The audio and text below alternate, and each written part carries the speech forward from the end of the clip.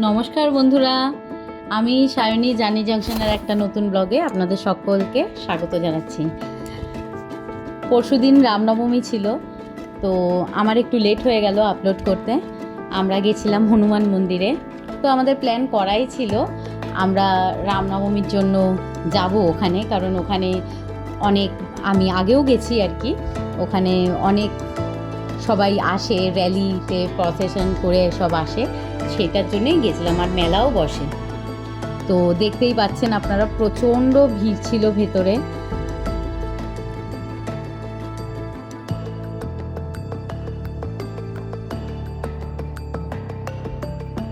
আমি আর রাম মন্দিরে ঢুকিনি, কারণ আমার হাঁটু ব্যথাটা ইন্ডিয়াতে এসে এত সিঁড়ি দিয়ে ওঠানামা হচ্ছে যে বেড়ে গেছে।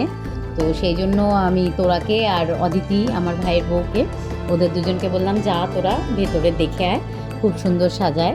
কারণ আমি প্রতি বছরই আসি, আমার দেখা প্রতি বছরই নতুনত্ব কিছু করার চেষ্টা করে।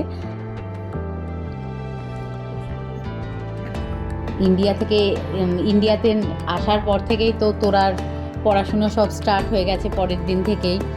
তো আর এখন তো পড়াশুনো সবই টিচাররা সব হালিশহর কাঁচরাপাড়ায়, তো সিঁড়ি দিয়ে ওঠা নামা, ব্রিজ ক্রস করতে করতে আমার হাঁটু ব্যথা আবার বেড়ে গেছে। তো সেই জন্য যতটা পারি অ্যাভয়েড করার চেষ্টা করি, কারণ বাড়িতেও 10 বার করে ওপর নিচ করতেই হয়।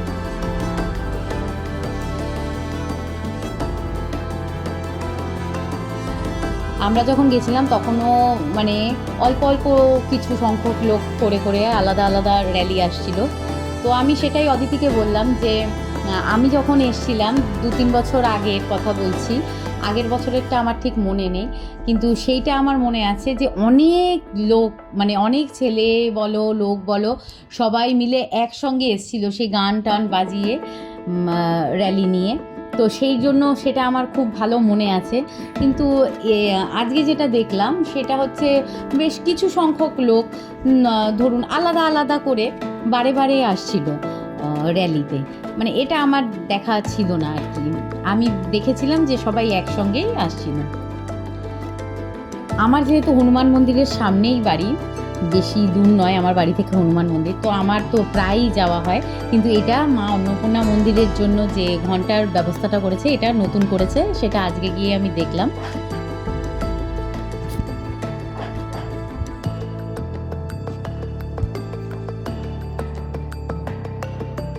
এই দেখুন নিচে আছে এখানে শিব মন্দির। তো এই শিব মন্দিরেও অনেকে শিবরাত্রির দিন জল ঢালে। এটা কিন্তু এখান দিয়েও যাওয়া যায়, এখান দিয়ে যাওয়া যায় না ঠিক, ও নিচে দেখা যায়। আর পেছন দিয়ে রাস্তা আছে যেখান দিয়ে গিয়ে বাবার মন্দিরে ঢোকা যায়। এটা ছিল পুরনো বিটি কলেজ, আমার মা এই বিটি কলেজেই পড়াশুনো করেছিল। তো সেটাই এখন মন্দির প্রতিষ্ঠা করা হয়েছে।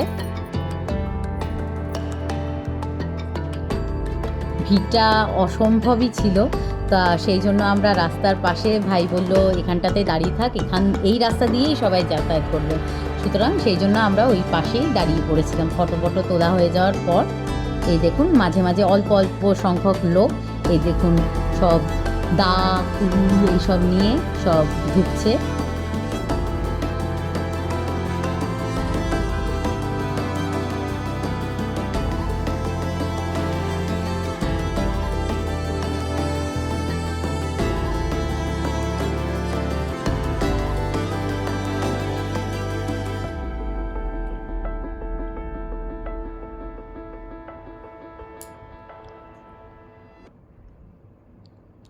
সবাই যাচ্ছে হনুমান মন্দিরে গিয়ে নিচে ঠাকুরের চরণ স্পর্শ করে ওখানে ভোগ বিতরণ করা হচ্ছিল। তো সবাই ভোগ নিয়ে আবার বাড়ির দিকে রওনা দিচ্ছে।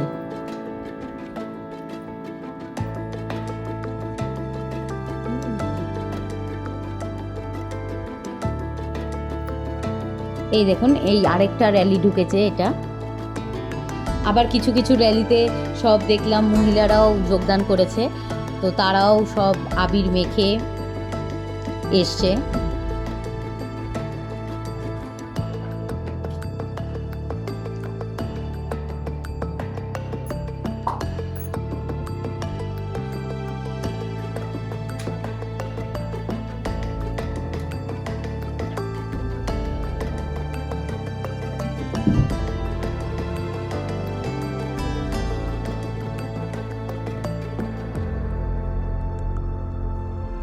তোরার আবার 7:30 থেকে পড়া ছিল কাকিনাড়ায়। তো ভাই বলল আজকে যা রাস্তায় ভিড় থাকবে তোকে আর দিতে যেতে হবে না, আমি দিয়ে আসবো, তুই বরঞ্চ নিয়ে আসিস। কারণ ওই রাস্তা দিয়েই, একই রাস্তা তো, ওই রাস্তা দিয়েই সব যাতায়াত করবে। সত্যিই বিভৎস ভিড় ছিল। আমি যখন অদিতিকে নিয়ে ফিরছিলাম রাস্তায়, মানে কিছুটা রাস্তা যেতেই আমাদের অনেকটা সময় লেগে গেছিলো, যেহেতু এত লোক ছিল। হর্ন যতই বাজাচ্ছি কেউ আর সরছে না সামনে থেকে। এই দেখুন আবার কিছু সংখ্যক লোক চলে আসছে।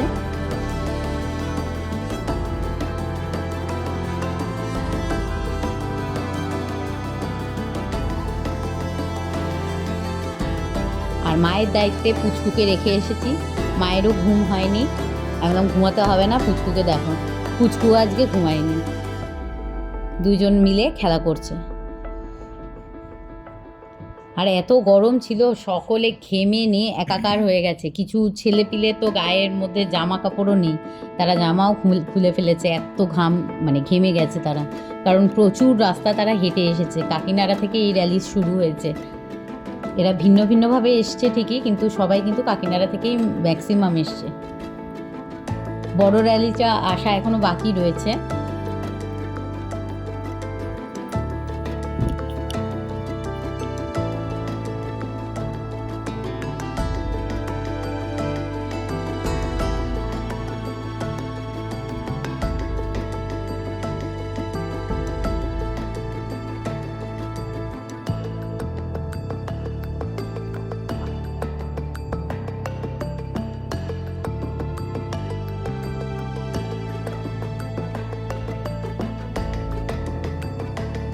তারপরে কিছুক্ষণ পরে কিট্টু আবার বলল যে চল এখান থেকে বেরিয়ে গিয়ে আর একটু ফাঁকা জায়গায় গিয়ে দাঁড়াই, যেখানে একটা মাঠ ছিল।